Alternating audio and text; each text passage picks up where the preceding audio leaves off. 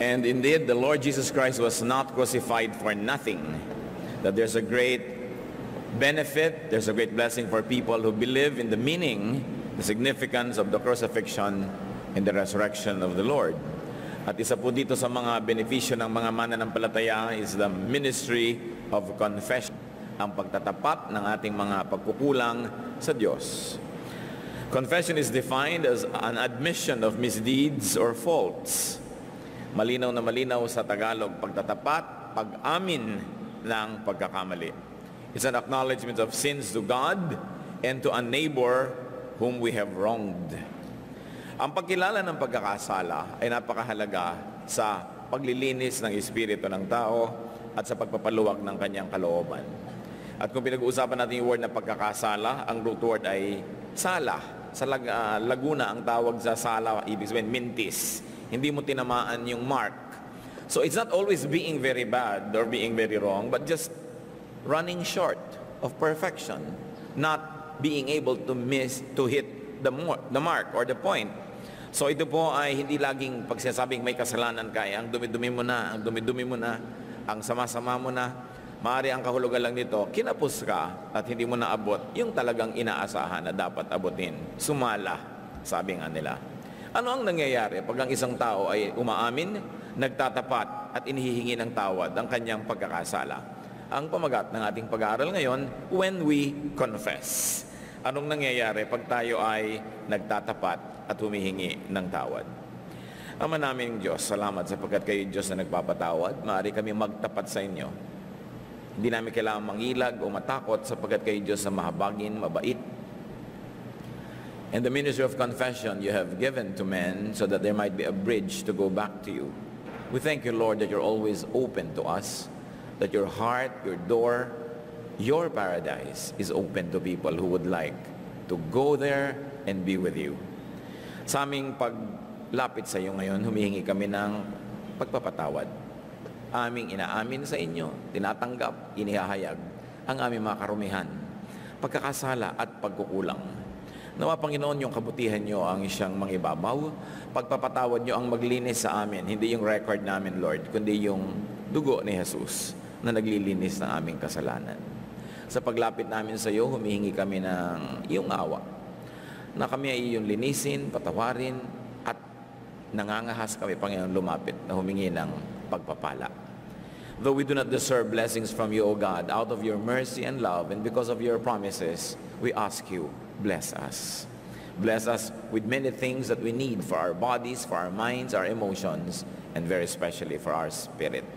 May this encounter with you be a blessing to us, and may it glorify your name. Heal our infirmities, touch our bodies, touch our body parts that are sick and ill, touch our hearts and minds so that we may emerge from your presence refreshed, empowered, and healed by you. Father, take over, be the speaker. I hide in your name, and may your servant be a footstool of your glory and teaching. Magturo po kayo sa aming lahat, kayo ang maging tunay na tagapangaral. Gamitin yung lingkod nyo na tungtungan ng inyong paa, daluyan ng inyong pagpapala, at nawa ang maganda nyong layunin para sa amin ngayon ay maganap. Kayo po ang aming dinadakila, pinasasalamatan, hinihinga ng aral sa ngalan ng iyong anak, aming Panginoon tagapagligtas na si Jesus. Atin pong babasahin Psalm 32 verses 1 to 5. And I'll be reading from the New International Version. Blessed is he whose transgressions are forgiven, whose sins are covered. Blessed is the man whose sin the Lord does not count against him, and in whose spirit is no deceit. When I kept silent, my bones wasted away through my groaning all day long. For day and night your hand was heavy upon me. My strength was sapped as in the heat of summer. Then I acknowledged my sin to you and did not cover up my iniquity. And I said, I will confess my transgressions to the Lord, and you forgave the guilt of my sin. Isa sa mga napakamakapangyarihang mga pangungusap sa Biblia. Sinasabi dito ng sumulat ng awit, lubos na pinagpala ang sinumang tao na ang kanyang mga pagkukulang ay pinatawad at pinunan. Ang kanyang mga kasalanan ay nahugasan, natakpan, nakabanalan ng Diyos. Pinagpala daw ang isang tao na hindi nasisingilin pa at hindi na uusigin dahil sa kanyang mga pagkakamali. At lalo naman pinagpala ang isang taong hindi mapandaya ang kanyang espiritu. Sabi niya, nung panahon na nagmamaang-maangan ako at nananahimik ako tungkol sa aking mga kasalanan, hindi ko ito hinahayag, hindi ko hinihingi ng tawad, ay halos mabulok ang aking mga buto. Halos ipanghina ako na parang sakit sa buto. At ako'y dumadaing, nananangis, maghapot, magdamag. Dahil napakabigat ng kamay niyo na nakapatong sa aking ulo at sa aking balikat. Sabi ng taong ito sa Diyos. Napakabigat ng pasan ko, napakabigat ng buhay. Nung hindi ko tinatanggap at inaamin ang aking mga pagkakamali at ikinukubli ko ito, ang bigat ng lahat. Nauubos ang aking lakas tulad ng panghihina ng mga tao kong tag-araw. At alam niyo yung mga tag-araw sa Israel, diyan sa disyerto, talagang ilang minuto ka pa lang na nasa labas, manghihina ka na. Parang hinihitit ng hangin ang iyong lakas.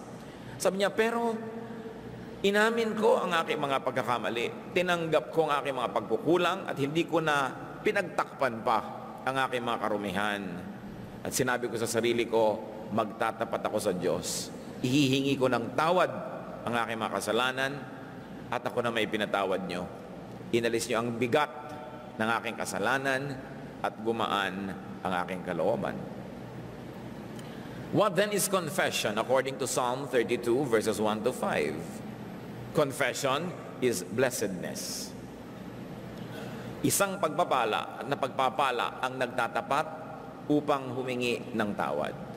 Hindi lang nagtatapat to inform, hindi lang nagtatapat para for the sake na makapagtapat, pero para kilalanin ang pagkukulang, ihingi ito ng tawad at ito'y punan at bayaran.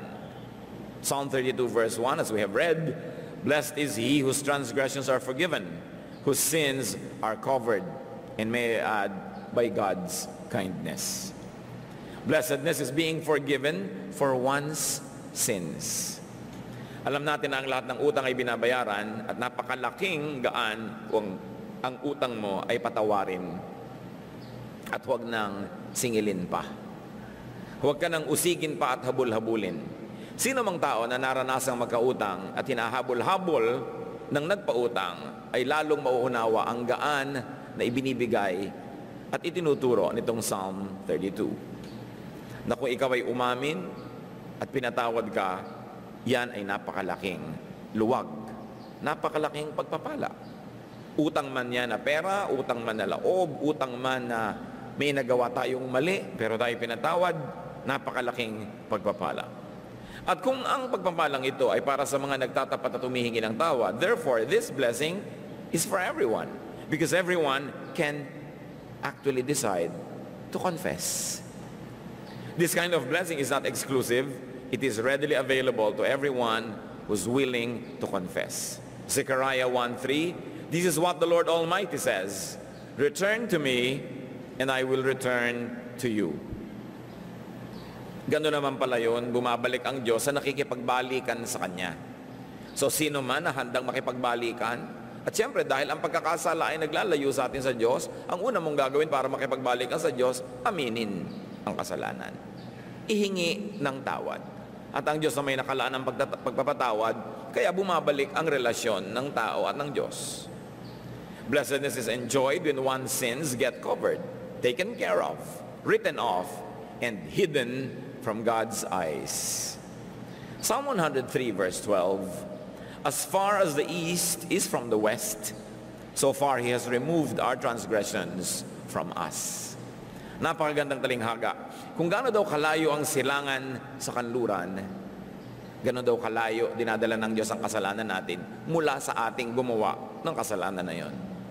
Dapat nating appreciatein yung importansya ng metaphor na ito, ng talinghagang ito, na nung araw hindi naman batid ng mga tao na bilog ang mundo. So linear ang tingin nila sa east and west, kaya kahit kailan hindi magtatagpo yung dalawa. So the beauty of that metaphor must be understood from the awareness and the degree of awareness of the people in that time.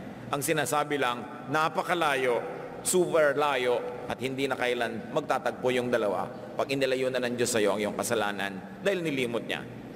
Ito'y inuulit ng Micah 7 verse 19. You will tread our sins underfoot and hurl all our iniquities into the depths of the sea. Once more, the ancients did not know how deep the sea was. So pag sinabi nilang as deep as the ocean, ibig sabihin nun, walang hanggang lalim. Kasi ngayon, because of technology, no? Through various instruments, nasusukat mo na yung pinakamalalim na bahagi ng planeta, yung pinakamalalim na bahagi ng dagat. At alam natin yung ating Mindanao Deep, a second deepest trench in the world. Ang lalim nun. Pero may hangganan. Pero ang kahulugan ng metaphor na ito sa pagkakaunawa ng mga lumikha ng mga salitang ito, walang hanggan. Doon inililibing ng Diyos ang ating mga kasalanan, doon sa hindi na ito pwedeng mahukay pang muli. Kaya napakakompleto ng pagpapatawad, napakakompleto ng gaan na ibinibigay niya sa humihingi ng tawad.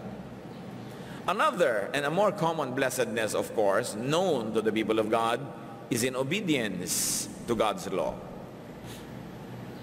Dalawa yung blessedness Blessed are those who obey God's word and who live by God's commands. Alam natin yon.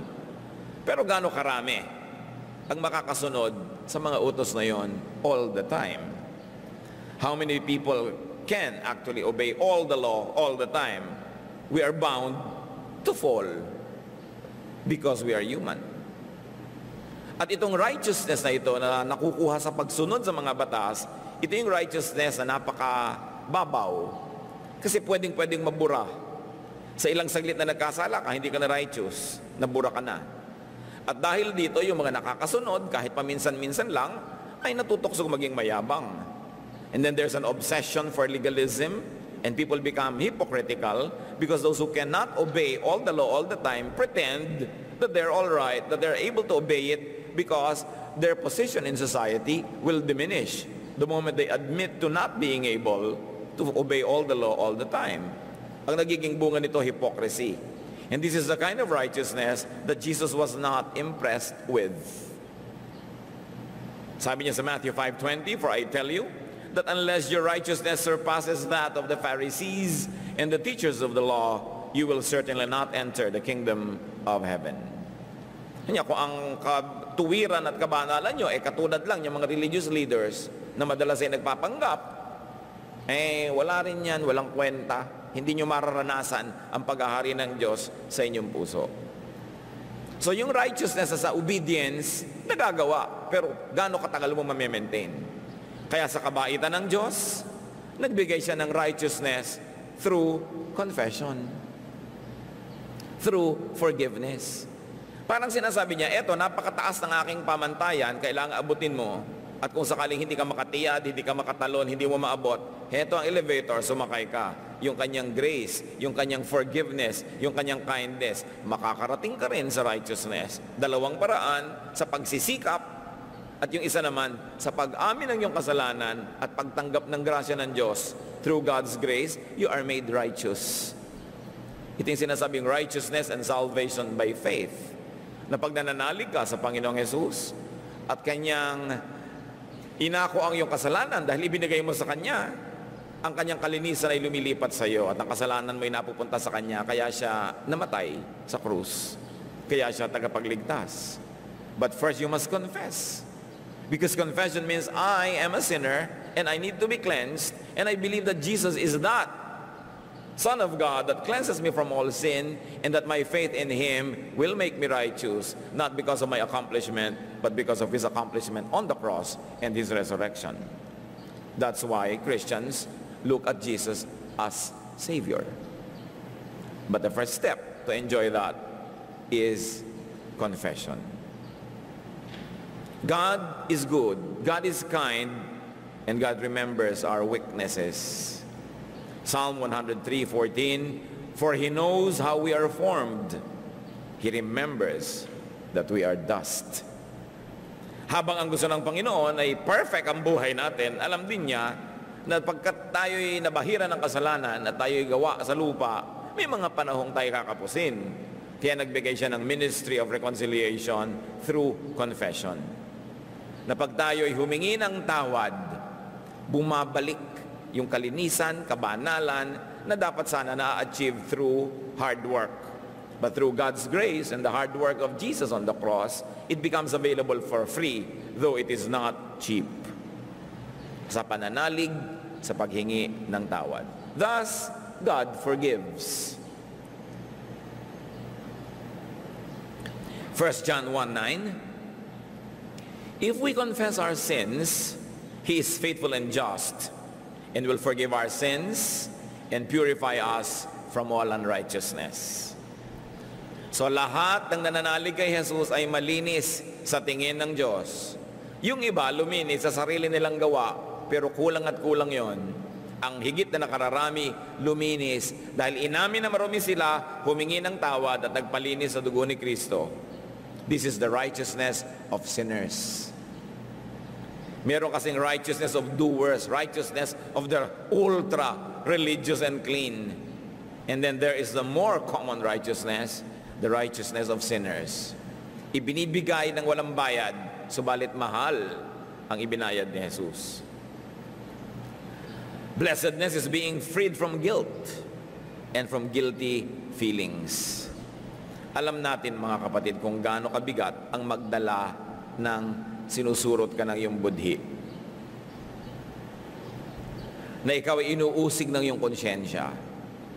Na kahit ka nagpapanggap na ang lahat ay okay lang, pagka yung budhi mo ay nang uusig, mahirap itulog yan, mahirap kumain, mahirap magkaroon ng kapayapaan. Kaya napakahalaga ng ministry of confession, Psalm 32 verse 5, and you forgave the guilt of my sin. Tayo kasi mga tao, hindi lang naman tayo katawan eh. Kasi kung katawan ka lang, pag wala kang buhat, di anggaan dapat.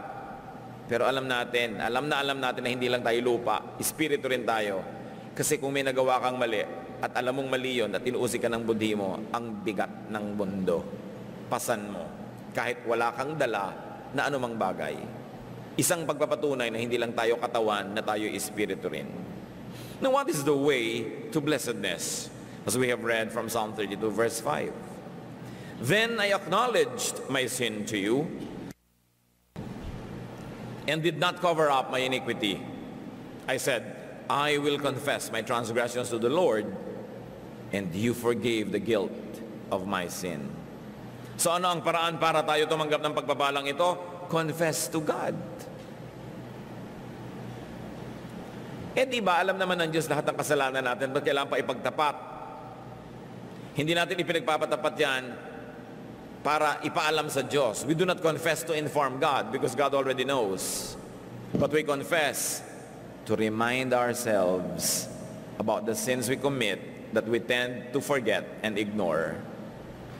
At merong isang nagsabi, vice is a woman of so frightful mien or facial expression as to be hated needs but to be seen. But seen too oft, familiar with her face, we first endure, then pity, then embrace. Ganon daw yung bisyo. Sa una, napapangitan ka, nasasagwaan ka, pero pag nasanay ka ng nasanay, nagagandahan ka na rin. At mamaya, pag nagandahan ka na, yakap-yakap mo na yun. Para yung mga nagsisimulang manigarilyo, paubo-ubo pa. Pero pag itinuloy ng ituloy, nawawala na yung ubo, mamaya nasasarap at hinahanap-hanap na. Ganon din ang kasalanan. Sa una, nandidiri ka. Sa una, nagigilty ka. Pero pag pinaulit-ulit mo yan, nang walang pagsusuri, nang walang pagharap sa salamin, at pagtatapat, at pag-amin ng kamalian nito, kakalyuhin na ang puso mo. Mamaya hindi mo na nararamdamang masama yun, at mamaya, hinahanap-hanap mo na yun. At ikaw ay alipin na nito. Kaya mahalaga yung nagtatapat. Because confession is so unpleasant to do. And that's the very point. The unpleasantness of confession is meant to remind us of the evil of that which is being confessed. Na habang nahihirapan ka at nahihiya at masakit sa kalooban na aminin lahat ng ating kamalian, ang nagiging bunga nito dapat ay iniiwasan mo na magkamali para huwag mo na uling kailangang paulit-ulitin yung mahirap na gawin na pagtatapat. Mahirap kasi magtapat. So we confess to God. We know that already. But one thing we keep forgetting is to confess to our fellow men. Kamali ka sa tao, may nagawa ka mali, hindi naman nabisto, hindi naman nalaman, sige na, lusot na. Hindi mo na yun ipagtatapat. Hindi mo na ihihingi pa ng tawad. Ang sabi pa naman ng Panginoon, kung ano man ang ginagawa mo sa kapwa-tao mo, ginagawa mo sa akin.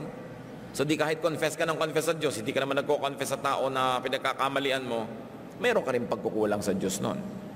James 5:16, therefore confess your sins to each other.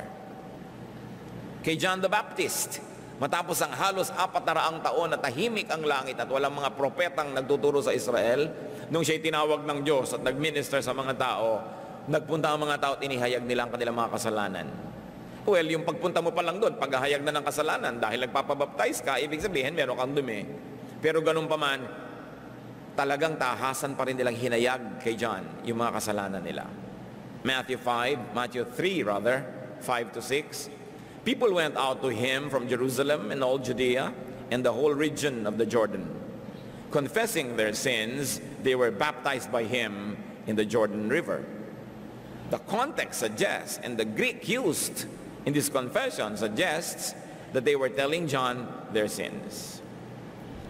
When a spiritual leader knows the sins of his flock, he gets to diagnose their needs, their weaknesses, and their situation. Thereby, he gets empowered and enabled to help. Isa po itong gawin nila na hindi naman kailangan gawin ngayon. Ginawa nila pero hindi tayo mandated to do the same. Pero merong practical use, especially when handled correctly. When your spiritual leader gets to know, through your own confession to him or to her, your problems. Therefore, that is considered in his prayer life. You might be given godly counsel, and that can be incorporated into the corporate consciousness of the church so that it may be addressed even through the pulpit without identifying people. So napakahalaga ng confession. Ano pa ang nagagawa ng confession? Of course, the offender gets relief.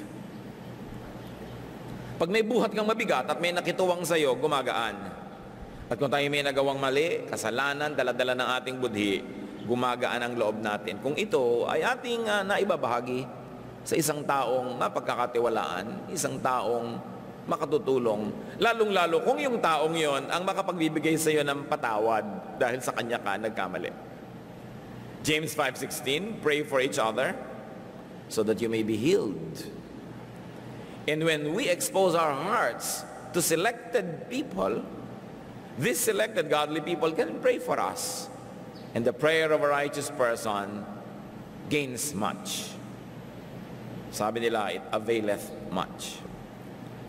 It's very important, therefore, that we confess. It is an acknowledgement of sin, exposing, and not covering up sin. What are the hindrances to this type of blessedness? Blessedness brought about by confession. One hindrance is silence. Silence about one's sins. Mga kapatid, bago tayo malito, ang ating ipinagtatapat, yung kasalanan natin, hindi yung kasalanan ng kapwa mo na ipinagtatapat mo sa iba, it's none of your business. Kasi iba, halika, magko-confess ako sa iyo, iko-confess ko sa iyo mga kasalanan ng kumare ko. Hindi yun ang pinag-uusapan na pagko-confess, dahil chismis yun. And there are many people na ang libangan nila, ligaya sa buhay, vitamina, pag-usapan ng mga pagkakamali ng kapwa. Hindi ginagawa yun ng mga matitinong anak ng Diyos. Ang ating pinag-uusapan, sarili nating pagkakamali, at dinadala natin yon sa tainga nung makakapagpatawad o makakapanalangin para sa atin o makakapagbigay ng makadiyos na payo. Silence is a hindrance of blessedness, non-confession, non-admission, covering and hiding of it. Kaya si Jose Rizal, sa introduction ng kanyang Noli Me Tangere, sabi niya, may cancer ang lipunan ng Pilipinas. At sisikapin niya sa pamamagitan ng kanyang nobela na alisin ang takip. Sabi niya, tanggalin ang lambong na nagkukubli sa kanser ng ating lipunan. Masakit mang gawin, nakahihiyaman, mahapdiman, natanggalan ng takip ang mga sugat. Sabi niya, ito'y aking gagawin. Tulad ng ginagawa ng mga tao noong unang panahon na dinadala nila ang mga may sakit sa paanan ng templo, sa hagdanan ng templo, hindi lang upang mamalimos, kundi umaasa sila na mayroong daraang pantas o makadiyos na tao na makapaghahatol o makapagpapayo ng lunas sapagkat nakita yung karamdaman. Kailangan talaga sabihin mo yan. Kaya sa doktor, with this robe, if the doctor has to see the part of our body that is ill, so that diagnosis might be done. In ancient China, when the women were actually discouraged by society from exposing their bodies, may mga manyika ang mga doktor at itinuturo ng babaeng pasyente yung bahagi ng manyika na katapat ng katawan niya or katumbas ng bahagi ng kanyang katawan para mapag-usapan kung ano yung nararamdaman niya doon. In any case, directly or indirectly, people have to expose their illness so that it could be diagnosed. Psalm 32 verse 3, when I kept silent, my bones wasted away through my groaning all day long. Matalinghagang salita. Sabi nung nananahimik ako, sinasarili kong aking mga pagkakamali, halos ay mabulok ang aking buto. Di kaya ito isa sa mga pinasisilip tayo sa katotohanan na kung marami tayong daladalang kasalanan hindi natin hinihingi ng tawad sa Diyos o sa tao, nagkakasakit ang ating katawan. Nagdurusa yung ating katawan. Siyempre, as above, so below. What happens in the spirit will manifest in the body. Alam naman natin yun. Pag umiibig ang isang tao, nagniningning ang mukha, kumikislap-kislap ang mata. Di ba? Pero pag nabigo, makita mo naman yung mata rin, nagluluksa. Alam na alam mo sa mukha ng tao, sa katawan niya, kung natutuwa siya o nalulungkot, kung paano siya maglakad, paano siya tumakbo, alam na alam mo kung anong nararamdaman. Kita mo rin sa mukha ng tao kung mangungutang, ha? Ang amo, di ba? Kitang-kita mo sa mukha ng tao kung ayaw mautangan, nakasimangot. So yung ating katawan, nagiging kapahayagan ng nangyayari sa ating espiritu. So kung may nangyayari sa iyong espiritong kalungkutan, kabigatan, mahirap bang isipin na maaaring magkasakit ang iyong katawan? At mahirap din bang isipin na maaaring marami sa mga karamdaman natin ngayon na hindi mahuli, hindi matukoy ng mga doktor, isa lang palang pahayag ng sakit ng ating espiritu. Sapagkat hindi mo nang pwedeng ihiwalay ang espiritu sa katawan. Hiningahan ng Diyos yung alabok naging tao, magkasama talaga yung lupa at yung espiritu. Nagkakaapektuhan yan sa isa't isa. Kaya ang kasalanan ng katawan, nadudumihan yung espiritu. Talagang yan ay magkakambal. Maraming karamdaman ng tao dahil marami siyang kinikimkim, sinasariling mga kasalanan, kabigatan, pagkakamali na hindi niya inihingi ng tawad, hindi niya inihingi ng lunas. Another hindrance to blessing, aside from silence, is deceit. Pagkukubli, pagtatago, pagkukunwari, pandaraya. Once more, to hide one's sins, or to hide its full face. Pinapakita mo, konti lang. Psalm 32 verse 2, blessed is the man whose sin the Lord does not count against him, and in whose spirit is no deceit. In the context of confession, deceit here means deceit in confession. Umaamin na rin lang, kulang pa. Nagtatapat na rin lang, may kahalo pang panlilin lang. Maliciously edited confessions can also be considered deceit. Nag-confess pa, pero napaka-malisyoso ng pagtahi-tahi ng kwento para meron pa ring ikubli. Kaya sa mga hukuman, anong hinihingi sa mga saksi? The truth, the whole truth, and nothing but the truth. Because you may expose a certain facet of the truth, and it will create an impression that all other facets are of the same nature, and that can be deceptive because what is hidden can be actually the opposite of what is shown. Deception pa rin yun. A one-half truth is a one-whole nonsense. Truth is truth, untruth is untruth. Now, what are the results of non-confession? Ano bang bunga? Pag hindi tayo nagtatapat, hindi tayo humihingi ng tawad. Psalm 32, 3-4. When I kept silent, my bones wasted away through my groaning all day long. For day and night your hand was heavy upon me. My strength was sapped as in the heat of summer. So anong nangyayari? Weakness, which can be physical or spiritual or both. Groaning, Yan ang nangyayari, panay ang buntong hininga mo, panay ang himutok, panay ang daing, and heaviness. Nabanggit na natin kanina, mabigat. Now, what are some truths about confession?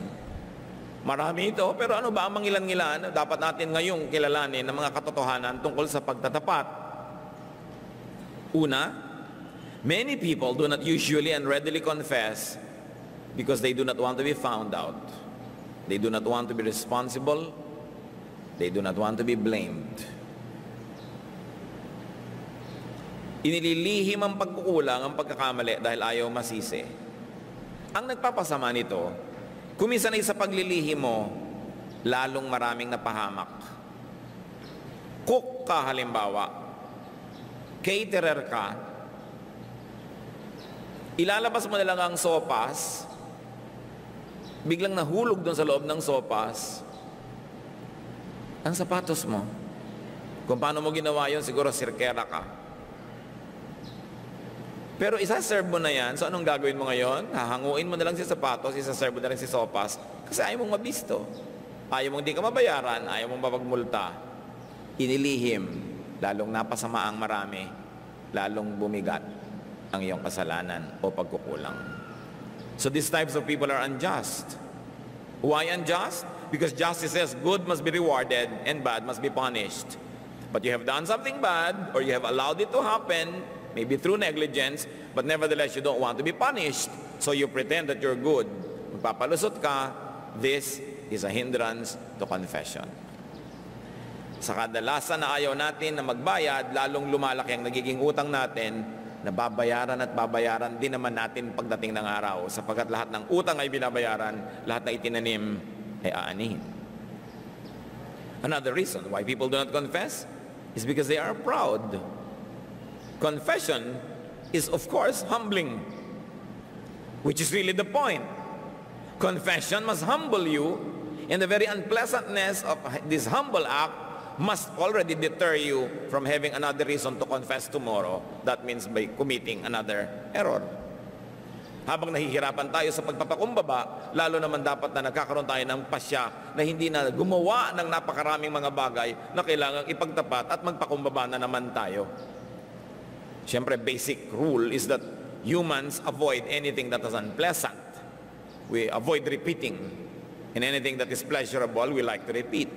That's why confession is unpleasurable. So you will not want to repeat it. Therefore, you will not want to have anything to confess. Therefore, you will do your best so that you may live an upright life. Another reason why people do not confess is because they are foolish, ignorant, or simply uninformed. Hindi nila lubos na nauunawa ang bigat ng kanilang pagkukulang, ang kanilang pagkakamali, dahil pinagdirimlan ng kanilang isip ng kamangmangan.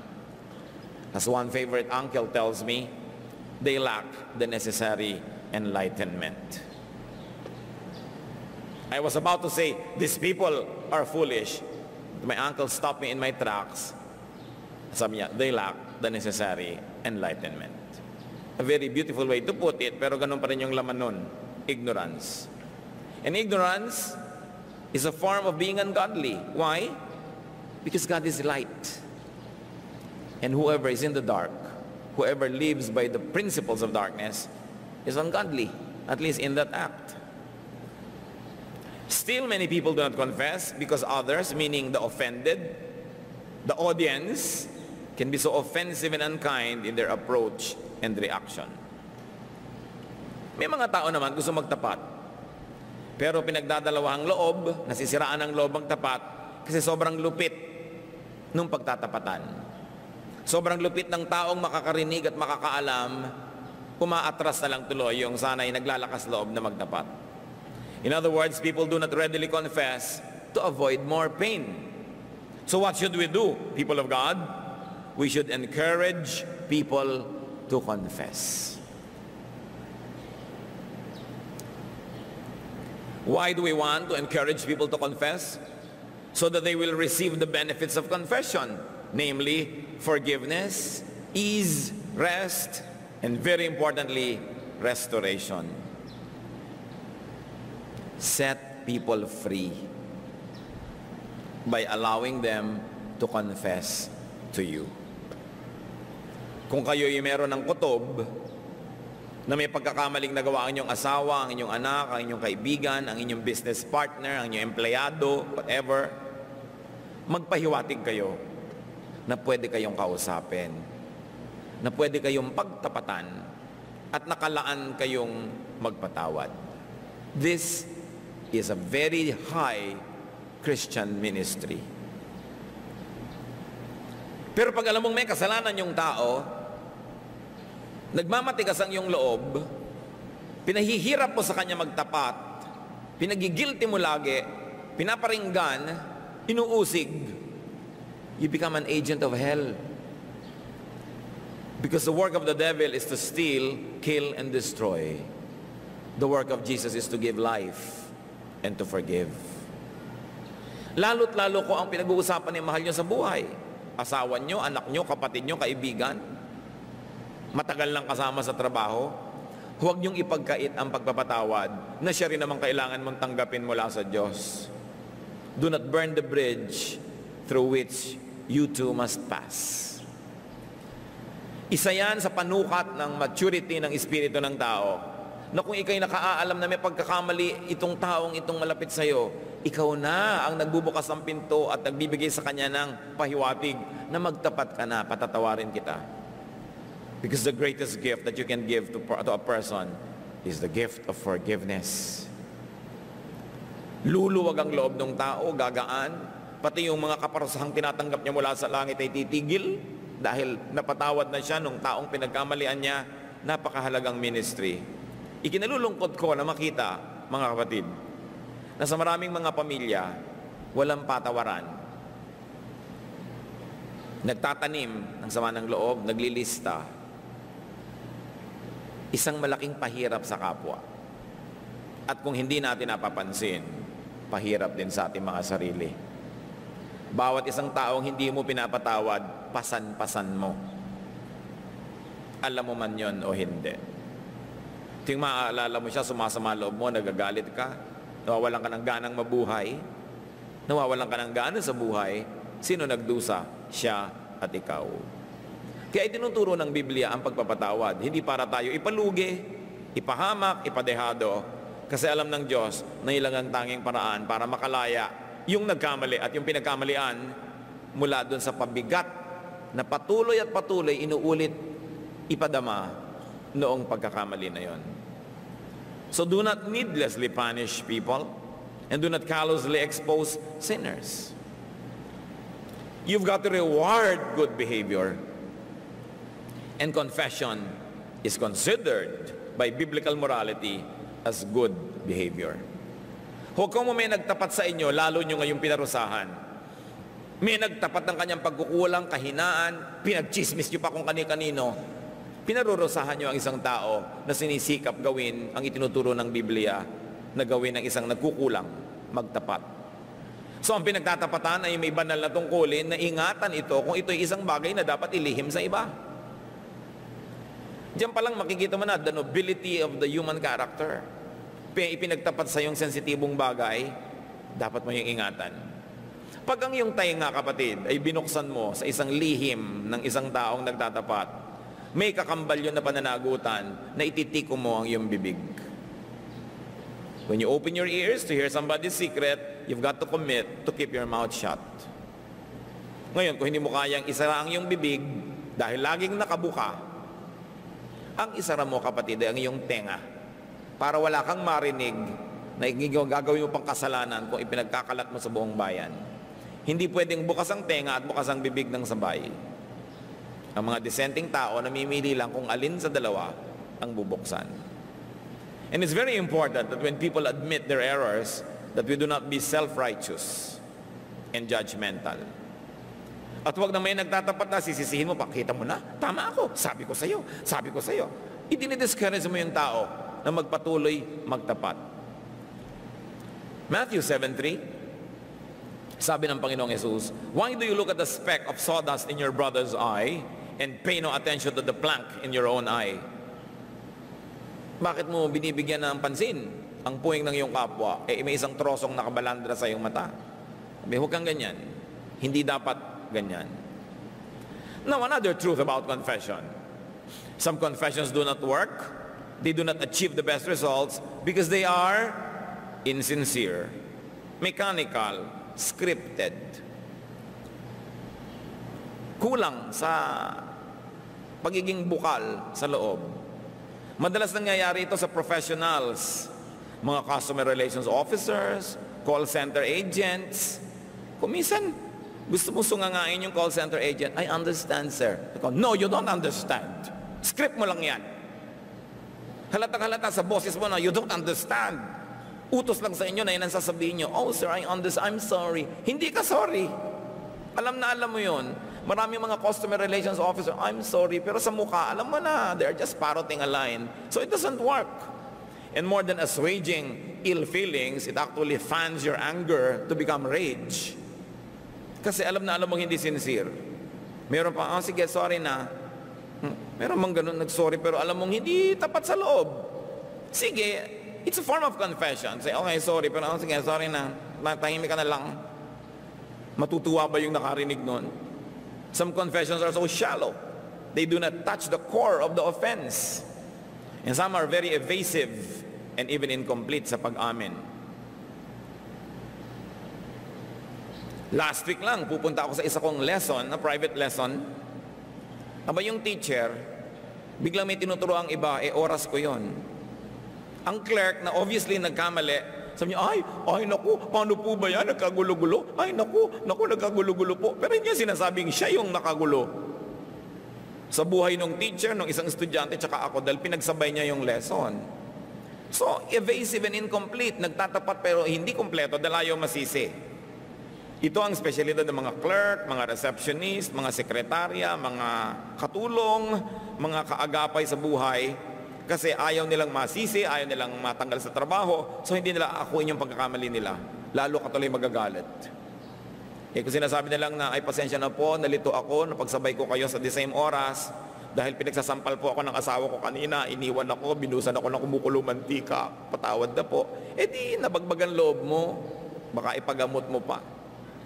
Pero yung, ay sorry po, ay nagkagulo-gulo, pero ginugulo ka rin niya dahil ayaw niya sabihin na siya yung may mali na paraan ng pagtatapat. At may mga paghingi ng tawad at pagpa-confess na insensitive. They trivialize their sin, their error, their mistake or offense, and the damage. It happened to me one time. I went to this world-famous daw na 7-star hotel na Burj Al Arab, no? Sa Dubai. Pinag-uusap-usapan, 7-star ito. Sabi ko, Ber, tingnan. So I went for a 2-hour therapy, whatever that was. And at 12 noon, I was supposed to eat. So I told them at 12, I'd like to eat this kind of food because my sugar will go down and I must eat at 12. So clear. Dumating na yung 12, dumadaan pagkain, nagtulog-tulugan pa ako for the pleasure of being roused. Lumampas, hindi naman pala sa akin. 12:15, 12:30, 12:45, pinaglampas-lampasan ako ng mga kainin ko hanggang 1, hindi na ako makatiis. Ipinatawag ko na yung supervisor. I'm supposed to eat at 1. What happened? At 12, brother, what happened? It's already 1 o'clock. Oh, I'm sorry, sir. And for that lapse, may we offer you a discount, a stay in our hotel? Sabi ko, hindi ako naghahanap ng diskwento dito. Naghahanap akong kumain at 12. Do not trivialize my hunger by dangling before my face a discount in your hotel. No? So, mamaya nakita sigurong nagagalit ako, nag-offer na ng free. No? Free na ang pagtulog ko daw. Sabi ko, hindi ako naghahanap ng libreng tulog. Ang hinahanap ko, kumain ako sa oras. Bakit hindi yun ang i-address mo na issue? The whole thing was being brushed aside, tinatakpan ng isang kala mo matutokso kang tanggapin. Of course, I said no. Gusto ko makakita sila ng Pilipino na tumatanggi sa libre. Kahit 7-star yan. So ang point ko lang, kung ano yung error mo, yun ang tanggapin mo, huwag mong iwas-iwasan para matapos ang usapan. There are confessions that are also arrogant. Yung sinasabi nga natin, sige, sorry na. Nag-sorry pa daw. Pero kulang na lang kainin ka ng mata niya. Tone is very important. Proverbs 15:1, a gentle answer turns away wrath, but a harsh word stirs up anger. Tama yun. Madalas mga kapatid, hindi yung sinasabi, kundi yung pagbibitaw ng salita ang nakakapagpagalit o nakakapagpalambot ng puso. So kayo hihingi na rin lang ng tawad, do the entire thing, no? The whole production. Magpakumbaba na kayo. A good confession admits the guilt, softens the offended party, soothes the pain, paves the way to forgiveness and restoration, and very importantly, a good confession offers to pay. Hindi lang sorry, may iniaalok na bayad. Sukli, pampalubag loob, a token para ipakita yung katotohanan ng pagsisisi. So when we confess, we please God and we become just. We position ourselves to be corrected, to be forgiven and blessed. Therefore, need I say the obvious? Confess to God. And very importantly, confess to people. Every time an offense is committed.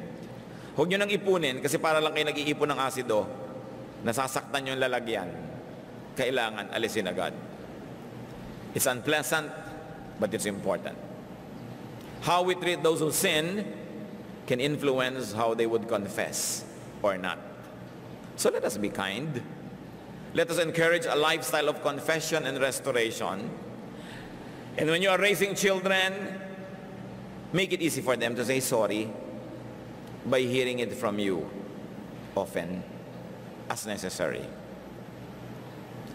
Let us forgive and get forgiven and be blessed. Sabi sa Matthew 6, kung nagdarasal ka, humingi ka ng tawad sa Diyos, magpatawad ka muna ng kapwa mo. But if you do not forgive men their sins, your Father will not forgive your sins. Ganun kasimpleng arithmetic. You don't forgive others, don't even ask God to forgive you because you will not be forgiven. Humihingi ka ng grasyang patawarin ka, but the same grasya, dinedenay mo sa iba. Meron lang po akong gustong ibigay na kaunting pasubali. Kung ang pagtatapat nyo ng isang kasalanan ay higit na makasasama pa kaysa makakabuti, isipin nyo kung kailangan nyo pang ipagtapat, lalo't matagal nang tapos, hindi na nangyayari, hindi na inuulit, baka kailangan ilibing na lang sa limot at pangatawanan na lang nyo ang paggawa ng mabuti. May kuminsan nagtatanong sa akin Pastor, noon pong may bumabagyo ng dading, alam niyo kung gaano kalayo na yon, 1960s pa. Nagkasala po ako sa aking asawa. Ipagtatapat ko ba ngayon?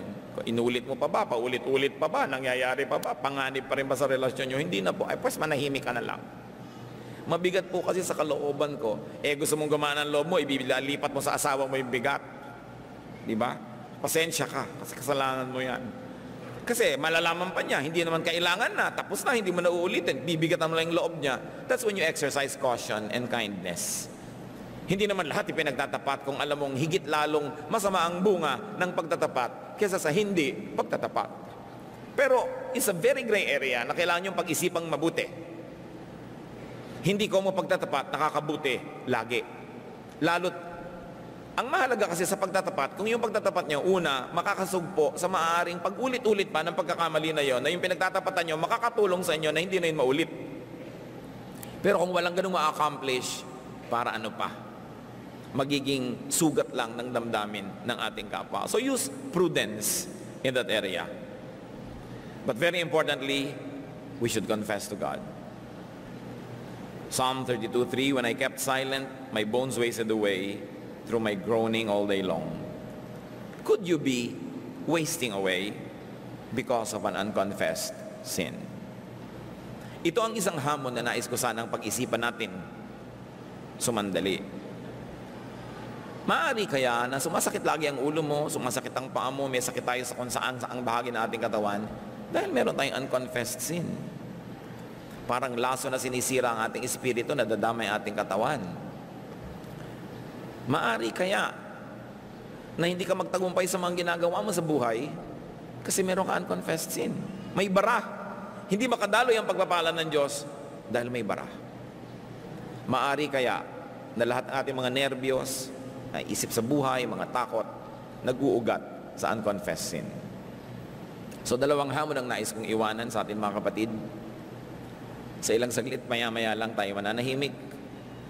Confess your sins to God kung meron pang unconfessed sin.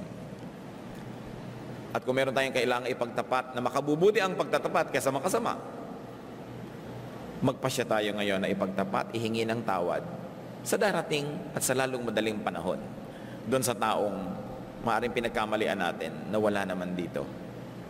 Kailangang alisin ang mga bara ng Espiritu para dumaloy ang mayamang pagpapala ng Diyos. God wants you well. God wants you happy. God wants you prosperous. But why is it not happening? Could the reason be unconfessed sin? So sa ilang saglit, nais kong magbulay-bulay tayo.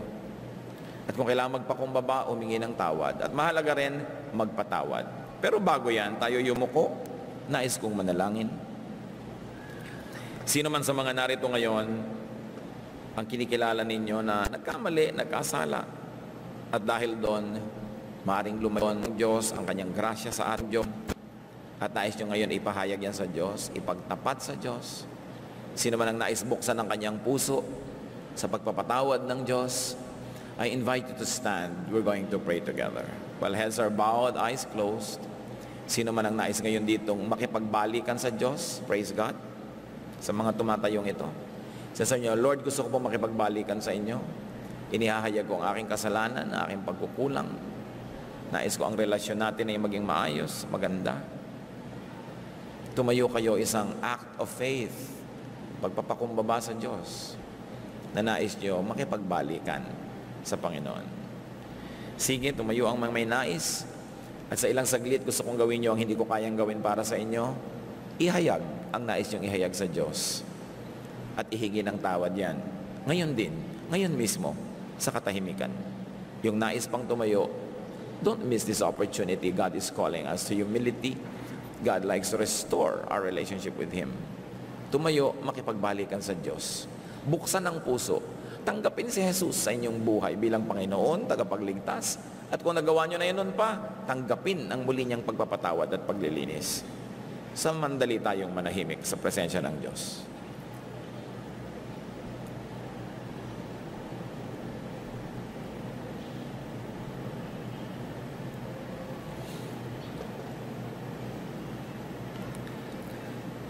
Di naman namin maiisa-isa sa iyo, Diyos, ang mga kasalanang nais ihayag, pagkukulang na kinikilala.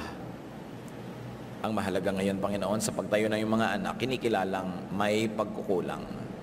Nais itong ihingi ng tawad. Ang dalangin naming lahat, ipatawad mo, Panginoon. Ayon sa iyong pangako, ayon sa iyong kagandahang loob, igawad mo ang pagpapatawad sa mga taong tumitindig ngayon, nakikipagbalikan sa inyo. Sinabi niyo, return to me and I will return to you. Lord, makipagbalikan kayo sa lahat ng taong tumatayo ngayon. Kung may pagpapalang nawala, ibalik nyo. Kung may mga kapayapaang nawala, ibalik nyo, Panginoon. Lahat ng mga magagandang bagay, nakakambal ng pakikipagmabutihan sa iyo, ibigay mo sa mga taong ito na ngayon nagpapakumbaba, humihingi ng tawad, nakikipagbalik ang loob sa iyo. Nawa, Panginoon, yung mga pagpapalang di nila natanggap ng matagal, yung mga pagpapalang na binbin, na barahan, ngayon padaluyin mo sa kanilang buhay. Tanggapin nila ang matagal na nilang minimithi na kayang-kaya niyong ipagkaloob, Panginoon, kung kaisang loob niyo ang taong humihingi. Nawa ang magagandang bagay na gusto niyo mangyari sa mga taong ito ngayon, magsimulang maganap, magsimulang mangyari, patuloy na magbigay sa kanila ng pagpapala. Magsiupo kayo mga kapatid at ipagpasalamat sa Panginoon ang pagkakataong maaari tayong makipagbalikan sa Kanya at mananatili tayo sa pagkakayuko sa pagpikit sa presensya ng Diyos. At ngayon nais ko naman kayong hamunin, isipin niyo ang mga taong dapat niyong hingan ng tawad. Magpasya kayo ayon sa Espiritu ng Diyos na magpakumbaba at humingi ng tawad. At ganoon din, isipin niyo ang mga kailangan niyong patawarin. Dala-dala niyo pa sa inyong puso, nagpapabigat sa inyo at sa kanila. Sa grasya ng Panginoon, magpasya rin kayo ngayong magpatawad. Iiwan ko kayo sa katahimikan, manalangin sumandali, isipin ang mga dapat hingan ng tawad at dapat patawarin. Panginoon, sa pananahimik na yung mga anak, kausapin mo ng iyong Espiritu. Nang magawa ang dapat gawin, magpasya sa tama, magpatawad at humingi ng tawad. Let us remain in silent prayer for a while.